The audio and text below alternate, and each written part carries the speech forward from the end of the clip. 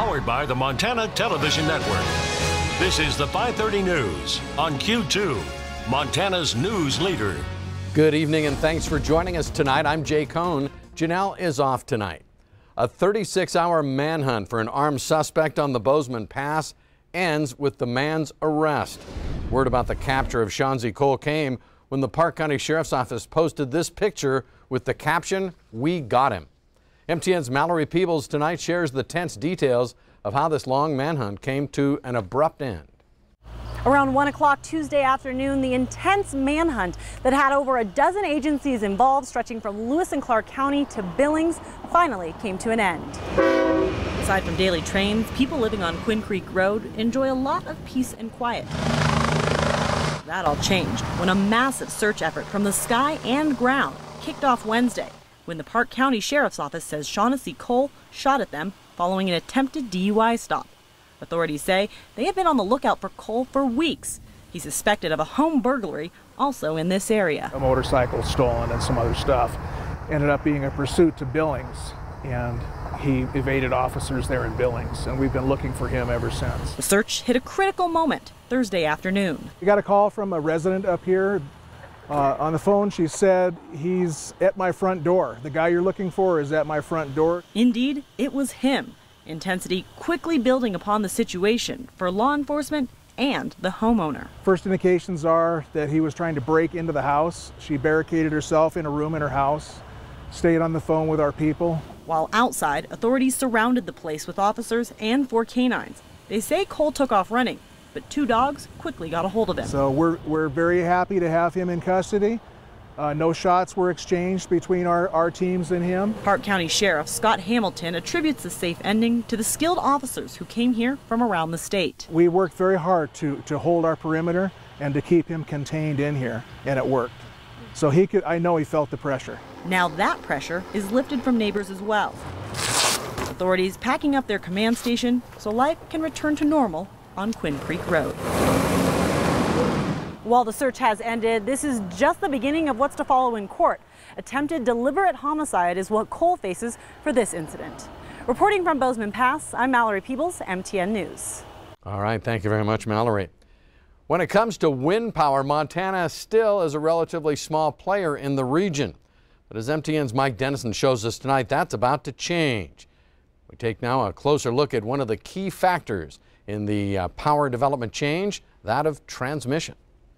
If Montana intends to greatly expand its wind power production, that power must be sold and delivered outside the state to population centers on the West Coast. We have some of the best wind potential in the nation, but we are an exporter of energy, and one thing that we need to be able to figure out is how to get that wind to markets that not only want it, but need it.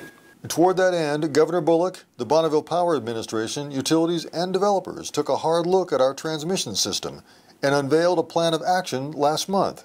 The plan says some additional room on existing transmission lines is available right now, and another big chunk of power line capacity will become available in 3 or 4 years when Colstrip Power Plants 1 and 2 shut down and are no longer using that space. When the Colstrip units start shutting down, that capacity can continue to be used. There's no need to strand that asset or to abandon the transmission system that we currently have. That should be fully utilized by new wind or solar projects that can deliver that power, that energy across the system. Governor Bullock and BPA, the Bonneville Power Administration, has taken steps to address those transmission constraints recently, and I think that we're on the cusp of moving large amounts of renewable energy out of state in order to meet the needs of Pacific Northwest utilities. Yet fully upgrading the transmission system so it can deliver new wind power will take some additional investment. A Northwestern energy official who helped guide the action plan says that means utilities in the Northwest must commit to buying that power. I think the next most important step is there a commercial deal to be done between developers and those parties that need those renewable resources in their portfolio. So to me now it's really a supply and demand question. If these transmission bugs get worked out, a lot of wind power and other large projects are definitely in the pipeline in rural Montana. We'll take a closer look at some of those projects tomorrow. Reporting from Helena, Mike Dennison, MTN News. Thank you very much, Mike. Mike tells us, by the way, that as much as 3,000 megawatts of renewable power development is currently on the drawing board here in Montana. State regulators now proposing new requirements for ranchers in an effort to help protect against the spread of brucellosis.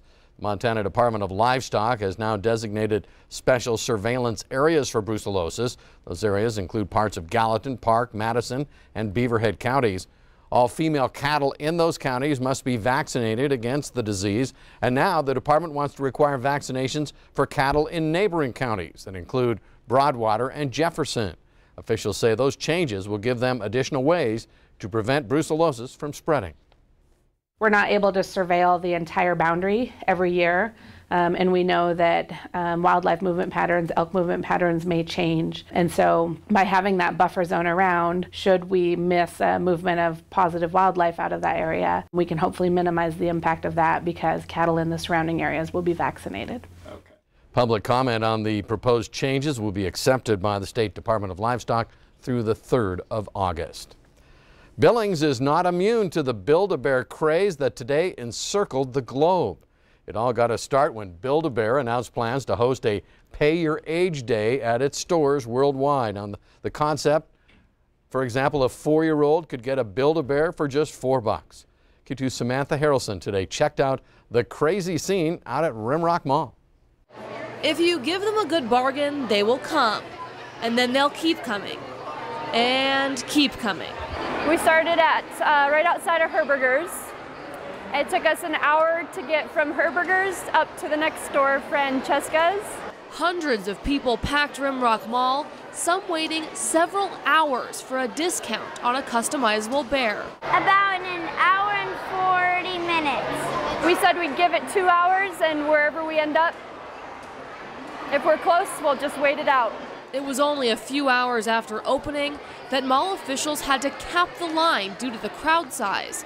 That was something that was done at locations around the world where crowds grew and grew and grew until Build-A-Bear sent out a statement saying local authorities were requiring them to limit lines due to safety concerns. Started in the UK this morning, came across the pond and experiencing the same sort of crowds and hysteria.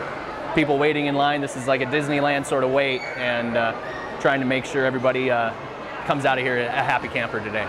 We talked to Kylie, a 5th grader who was there with her mom, who had already been in line for almost 2 hours to see if the wait was worth it. Her response? No. Samantha Harrelson, MTN News. All you can say is wow. You know, due to the unbearable demand, pardon the pun, Build-A-Bear announced late today that it was pulling the plug on this promotion, but they say they plan to distribute vouchers to its Build-A-Bear bonus club members. Still to come on tonight's 5:30 News, find out what folks are saying about this big folk fest upcoming this weekend in Butte. We'll take you there. And in sports, from Friday Night Lights to NFL Sundays and even a Super Bowl appearance to his name, we'll show you the #2 defensive lineman in Montana history.